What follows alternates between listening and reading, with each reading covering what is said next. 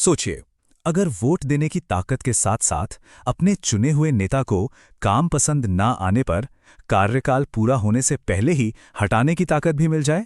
जी हां, आज हम बात कर रहे हैं इसी बहुत ही शक्तिशाली विचार के बारे में, राइट टू रिकॉल, यानी वापस बुलाने का अधिकार।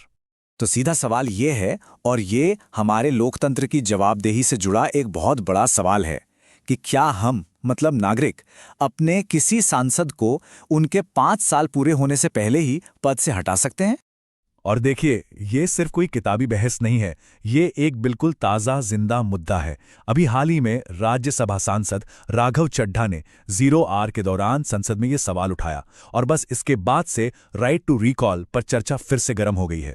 तो आखिर ये राइट टू रिकॉल है क्या चीज? क्या ये सिर्फ एक आइडिया है या इसके पीछे कोई ठोस प्रक्रिया भी है? चलिए इसको थोड़ा और गहराई से समझते हैं।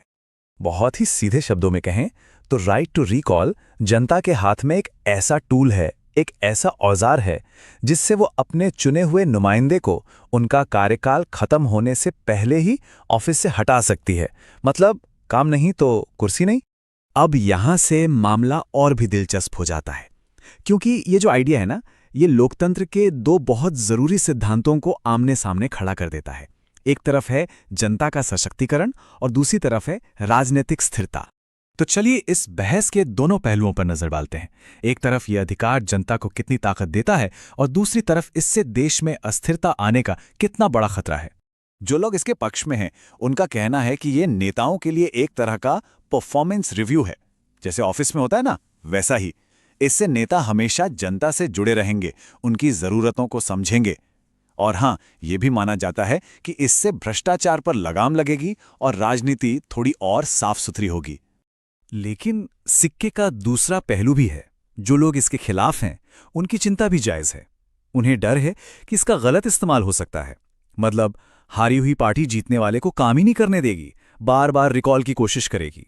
इससे तो देश में हमेशा चुनावी माहौल बना रहेगा और नेता भी डर के मारे कोई बड़ा, मुश्किल लेकिन जरूरी फैसला लेने से कतराएंगे। तो ये तो हो गई पक्ष और विपक्ष की बातें। लेकिन सवाल यह है कि क्या ये अधिकार सिर्फ किताबों और बहसों तक ही सीमित है या असल दुनिया में कहीं लागू भी है? चलिए पता लगाते हैं कि भारत और दुनिया भर में इसकी जमीनी हकीकत क्या है।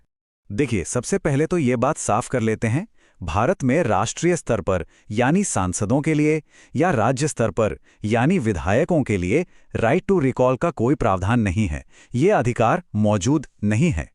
हाँ, पर एक मिनट, कहानी यहीं खत्म नहीं होती। ये अधिकार भले ही बड़े स्तर पर ना हो, लेकिन जमीनी स्तर पर यानी लोकल लेवल पर जरूर मौजूद है। मध्य प्रदेश, जो ऐसा करने वाला पहला राज्य था, बिहार और छत्तीसगढ़ जैसे राज्यों में पंचायत और नगर पालिका स्तर पर यह अधिकार लागू है। आपको ये जानकर शायद हैरानी होगी कि ये विचार भारत के लिए कोई नया नहीं है। इसकी जड़ें तो हमारे इतिहास में बहुत बहुत गहरी हैं। अगर हम इतिहास के पन्ने पलटें तो वैदिक काल में राजधर्म की जो बात होती थी, उसका मतलब यही था कि अगर राजा अपने कर्तव्य पूरे नहीं कर रहा तो प्रजा उसे हटा सकती है। फिर आज़ादी से पहले 1944 में M.N. रॉय ने इसे औपचारिक रूप से प्रस्तावित किया, और फिर 1974 में जयप्रकाश नारायण ने अपने संपूर्ण क्रांति आंदोलन के दौरान इस विचार को जोर शोर से उठाया। यहां तक कि 2017 में वरुण गांधी ने भी सांसदों के लिए रिकॉल मैकेनिज्म का एक प्राइवेट मेंबर बिल पेश किया था। ये भी जानना जरूरी है कि जब हमारा संविधान बन रहा था तो संविधान सभा में इस विचार का पुरजोर विरोध भी हुआ था, और विरोध करने वालों में सबसे प्रमुख थे खुद डॉक्टर B.R. अम्बेडकर। उन्हें चिंता थी कि इससे देश की राजनीतिक स्थिरता को खतरा हो सकता है। अच्छा, अब जो लोग प्रतियोगी परीक्षाओं की तैयारी कर रहे हैं, उनके लिए कुछ की पॉइंट्स हैं जिन्हें याद रखना बहुत जरूरी है। चलिए एक नजर डालते हैं। तो फटे हैं M.N. रॉय 1944 शुरुआती समर्थकों में से एक, जयप्रकाश नारायण 1974 संपूर्ण क्रांति आंदोलन, मध्य प्रदेश स्थानीय निकायों में रिकॉल लागू करने वाला पहला राज्य, वरुण गांधी का बिल 2017 जिसमें 75% वोटर्स की शर्त का प्रस्ताव था, और हाँ, सबसे जरूरी डॉक्टर भीमराव अंबेडकर, जिन्होंने संविधान में इसे शामिल करने का विरोध किया था। आखिर में हम एक बहुत बड़े सवाल पर आकर रुक जाते हैं, एक ऐसा सवाल जो लोकतंत्र की आत्मा से जुड़ा है। एक परफेक्ट जवाबदेही पाने के लिए क्या हम राजनीतिक अस्थिरता की कीमत चुकाने को तैयार हैं? इस संतुलन को कैसे साधा जाए, इस पर सोचना जरूरी है।